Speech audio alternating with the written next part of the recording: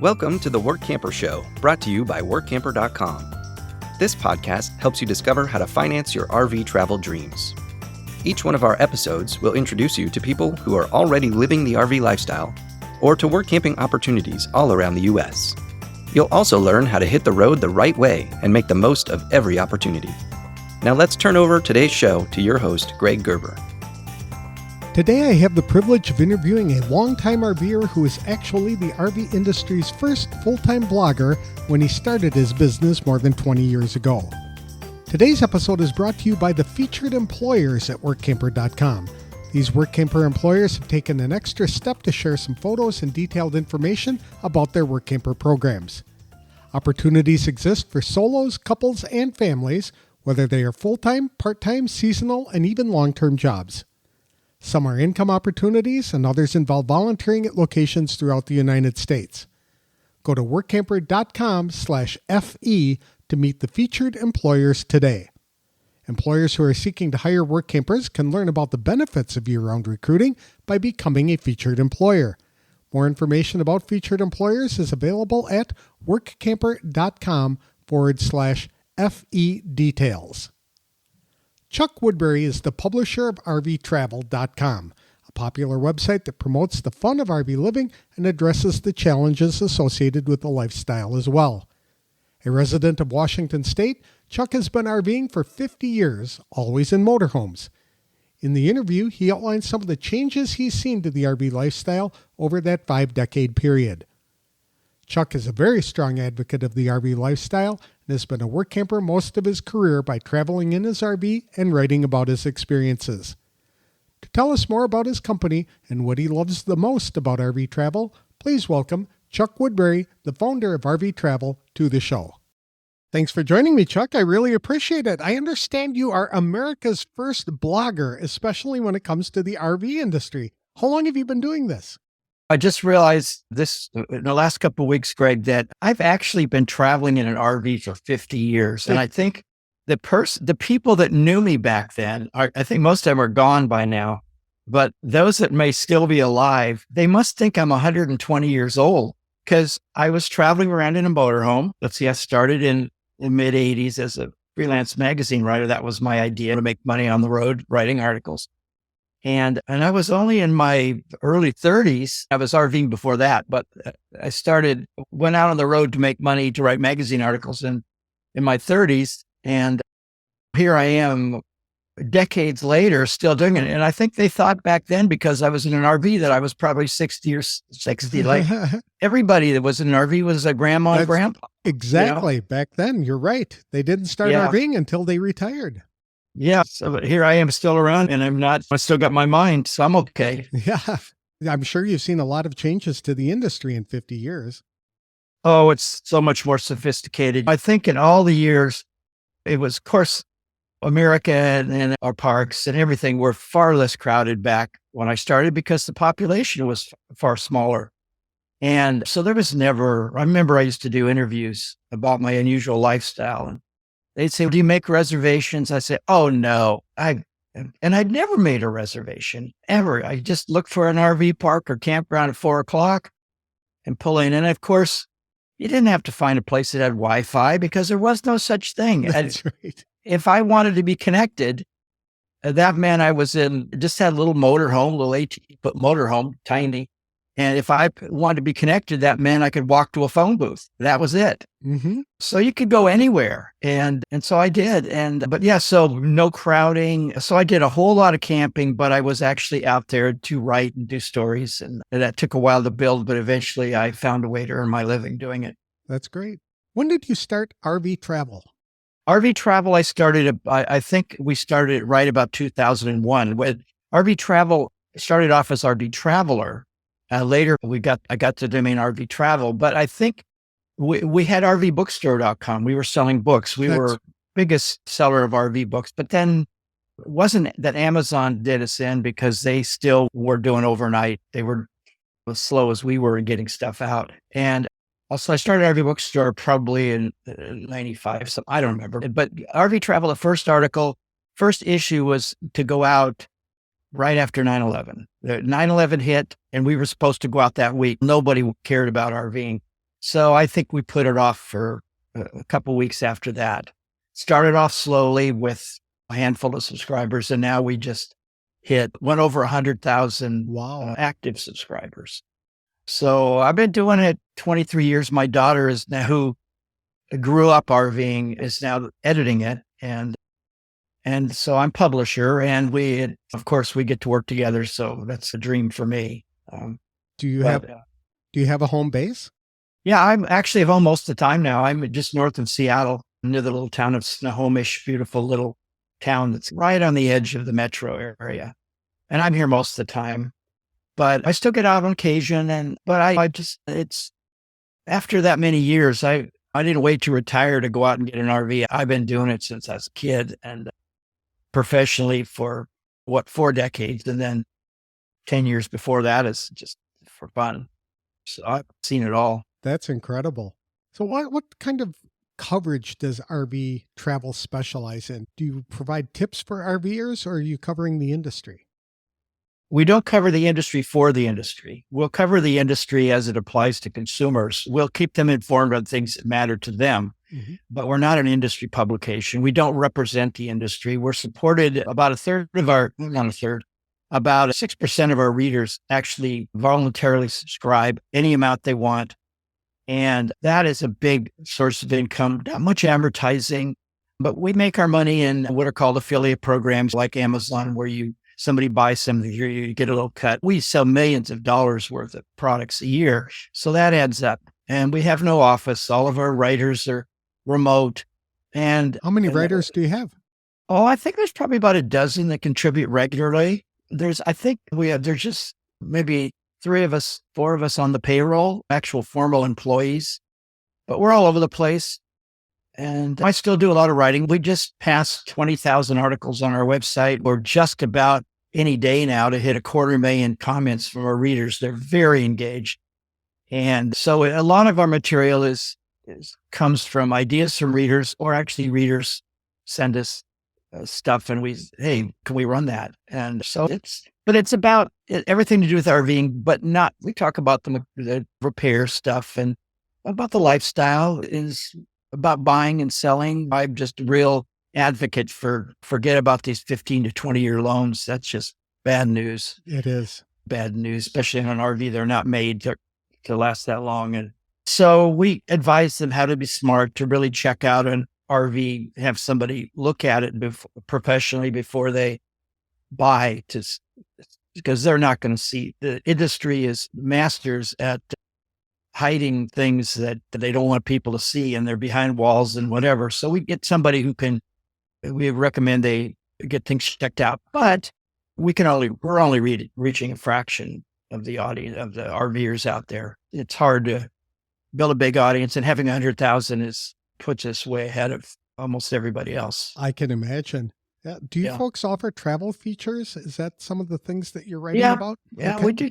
What people do, it's all about the writing. If it's good writing, if I write about something in Virginia, in California, if somebody's never gone there, they're not going to care about it. But if you write it in a way that's engaging and you tell them something, maybe teach them something, and it's just good reading, they will read it. Now, because our stories are a combination: on one edge, education; on the other edge, entertainment. And somewhere in there's a blend: more entertainment, less education, or more education, less entertainment.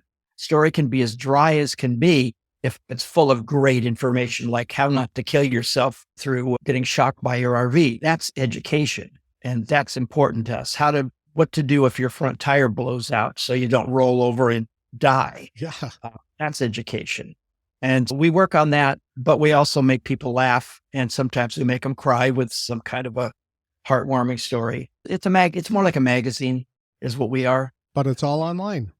It's all online. It's all free for people that want it for free. RVtravel.com. And as far as being the work camping angle, I started this not to go camping and just sit by campfires. And although that happened a lot, I started it because I wanted to earn my living as a writer. I thought of everything that I might want to do. Go to flea market, sell something, whatever. I think like anybody today who wants to go out and earn a living on the road because it's a wonderful life. It's just wonderful to be able to travel around and earn your living from wherever you are. And of course, today with the internet and mobile work, it's so possible for people. And of course, people have found out. That brings up issues of full campgrounds with full timers and so forth. A very different world today than 50 years ago. It's much simpler then. I agree. And it's nice to see younger folks out there RVing, and work camping has made that possible by opening them up to short-term, limited-term jobs that they can work at and make decent money. Often comes with a free RV site, so they get most of their expenses covered, and it just makes RVing easier. Yeah, easier. And if you've got the nomad genes in you, and you, like I did, you just want to go out and explore, see what's around the next corner. There's nothing like having your little house with you. And if you tow a car, then you've got total freedom. Go somewhere for a month or two, settle in, or just go like I used to go and get yourself a little Class B and stealth camp and just go out. And if whatever your hobbies might be, if you like to play golf, bring your golf clubs. You can play courses all over the country, whatever. And to me, it's been the best life traveling around and just stumbling upon interesting places and people and writing about them. And somebody sends me a check, or though now it's comes a different way, but it still comes. What type of RV do you have now? I'm in between RVs. I just got rid of my 32-foot Winnebago and not sure what's next, but Gail, my partner, she has a small motorhome. And so it's a little 22-foot mini Winnie. She wants to go out and do some stuff on her own. She joined Sisters on the Fly, and she's just always had a dream. She's just like me. She's got that bug. And so she has a small RV. So we have a big yard here. So we have plenty of room for one or two RVs. And so we just got back from couple weeks over on the Oregon coast, an inherited little RV. And back to where I started with 18-foot RV. Talk about small, little motorhome.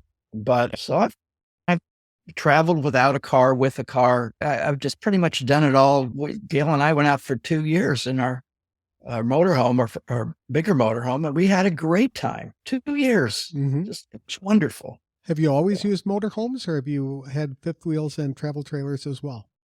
No, I always had motorhomes. I always just had that dream of looking in my rearview mirror and seeing my little house with me.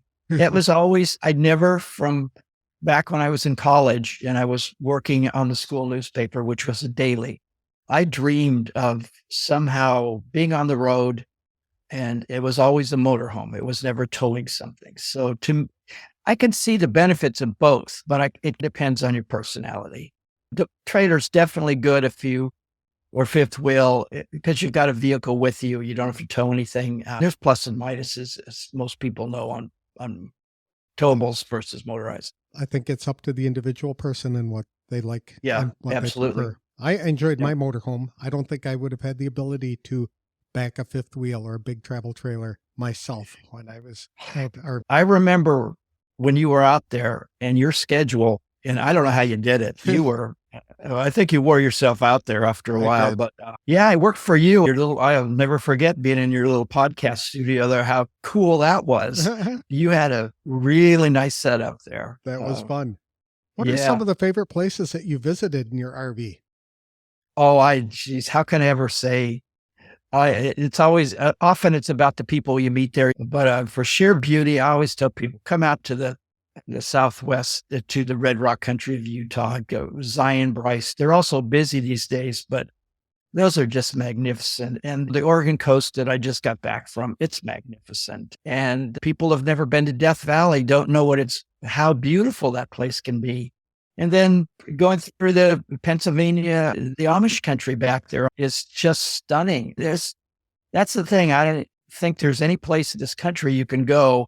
You think of Kansas being flat, and yet you go back there and there's hills and there's beauty in these little towns. And I think that's the beauty of RVing, is that you can go be on the coast and walking on the beach, and then you can be in the mountains, and then you can be in the desert, and you get tired of the weather, you move to where the weather's better. It really is an ideal life if you're not dependent upon being in one place. There's an enormous amount to see and do in America. Oh. And that's why I like RVing. is because you can go there. And you're right. I moved at a very fast pace when I was full-time. Oh, I was moving every 3 to 5 days to a different location. And if I had to do it over again, I would follow the work camper lifestyle and go spend a season or yeah. at least 3 months in one location and really get to know that location and see all the fun things to do in that area. We did that. The one time we did it, we went down to the Texas Hill Country near San Antonio, near Kerrville. And we stayed for about 3 or 4 months. And we had our little Honda Fit that we were towing. And we just settled in, got to know our neighbors, little rural area, quiet.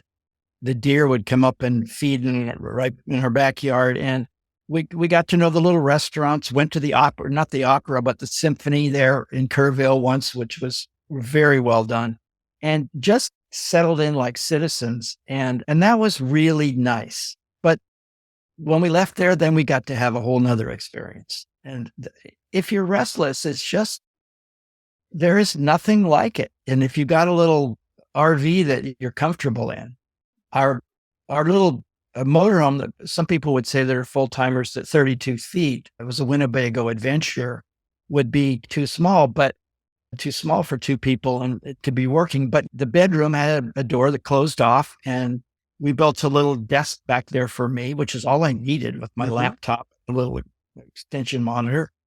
And I could just close that door and go back there and work. And Gail could be up front doing whatever she wanted to do. And and then of course on good days, you're sitting outside under the awning, which is like the front porch in an home. You sit out there and watch everybody go by, and something to be said about that for meeting people. Having deer in your backyard is nice, but so is bison. That can be an interesting experience. Have you ever been over there in the Yellowstone area to have the bison? Yeah, I've had an experience with bison. I was doing a video of one up in Wyoming, and I had my camera on telephoto, my video camera, and I was videotaping it up the road ahead. And my RV was behind me. The door was open, I think. And all of a sudden, this bison was getting much bigger, heading right toward me. And I thought, boy, I'm in trouble. So I'm a stupid tourist. And I ran back full speed, went into the RV, closed the door, and realized my tripod had punched a hole right into a wall. That was my buffalo.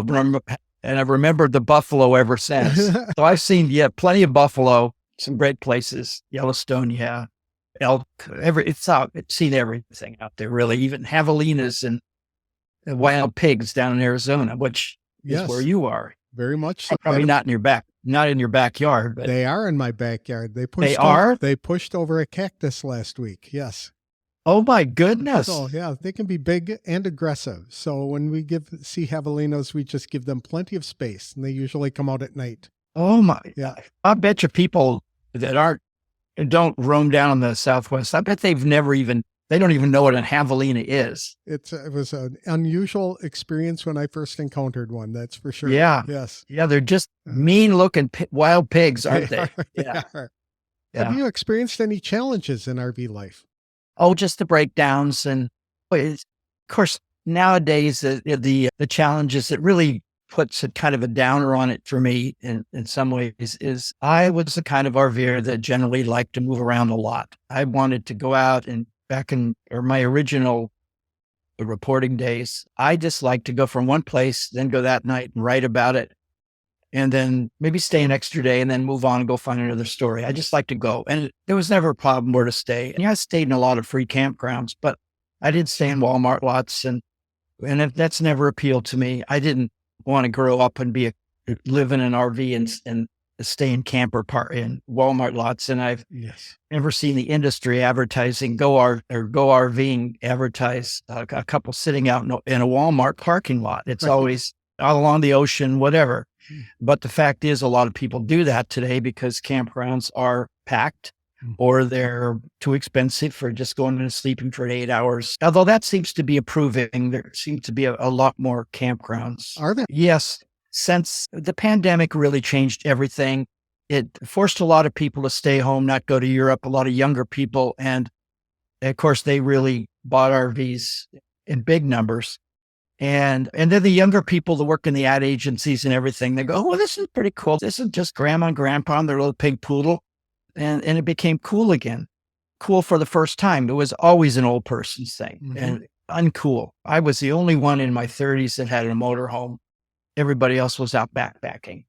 That's right. Back when we were growing up, our parents would always warn us, right? If you don't shape up, you're going to wind up living in a van by the river. And now that's a desired lifestyle. Yeah. A van by the river. Yeah. That's so funny, that skit. And yet it's true that a van by the river is pretty cool these days. Exactly. I recall RV travel being very into campground etiquette and trying to educate people on how to play nice in campgrounds. Are you still doing that? Yeah. Just be polite. I think that what I heard from our readers in the last few years, during the pandemic especially, was all the new RVers out there who really didn't understand.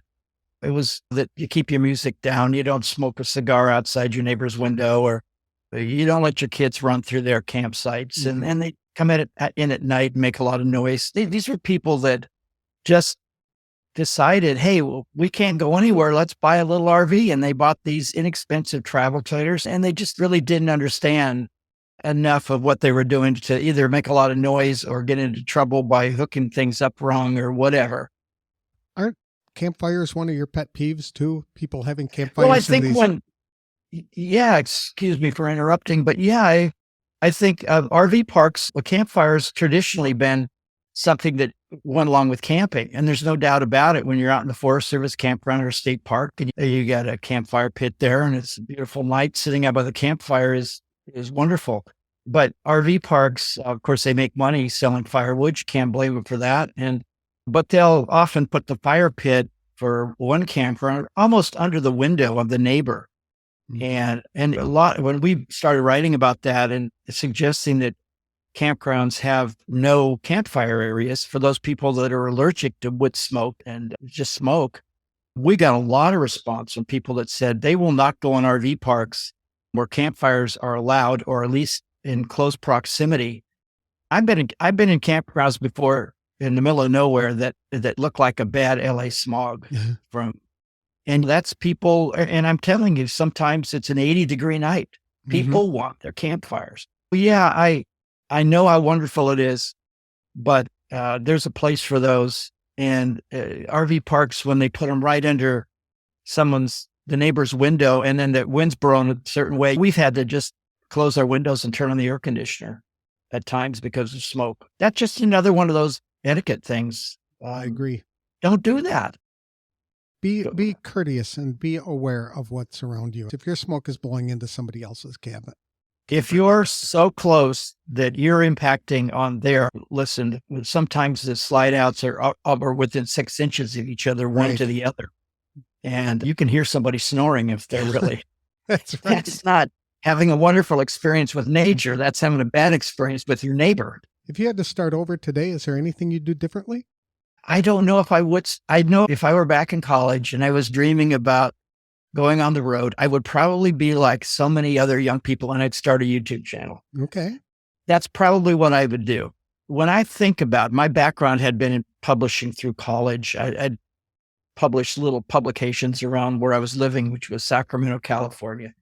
And I had and the Macintosh came along, which allowed desktop publishing, which was called, but for me, they called it desktop publishing.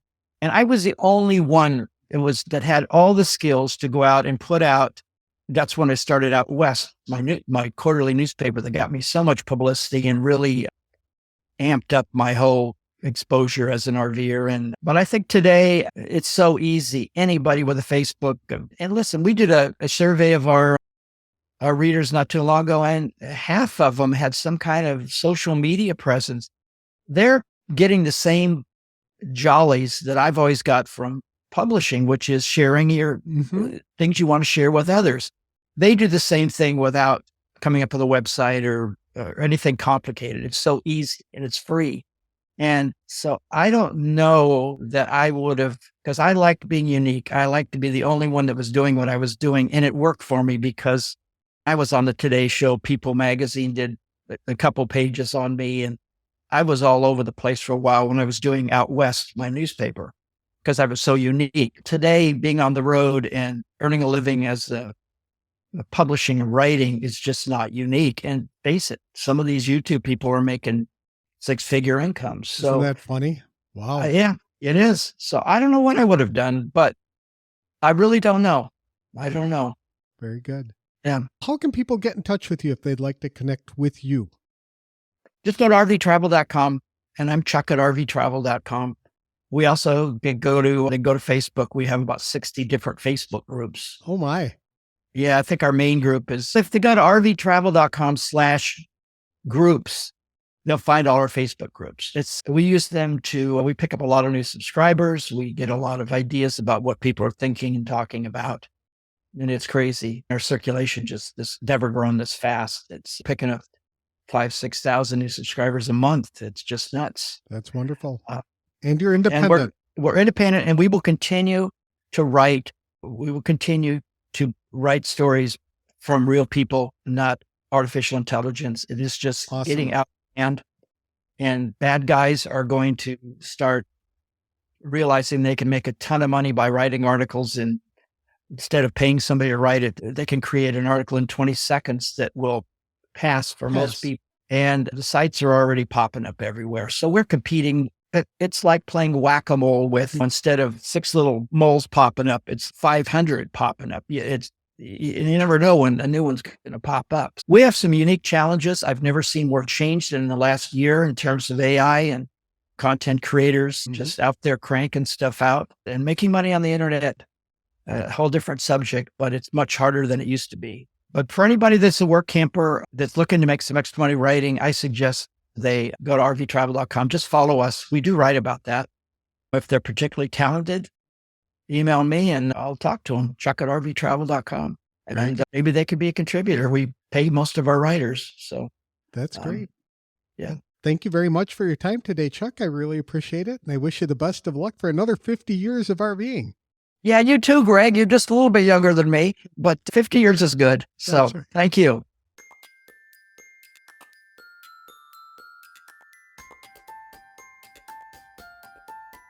I've known Chuck Woodbury, the founder and publisher of RV Travel, for many years.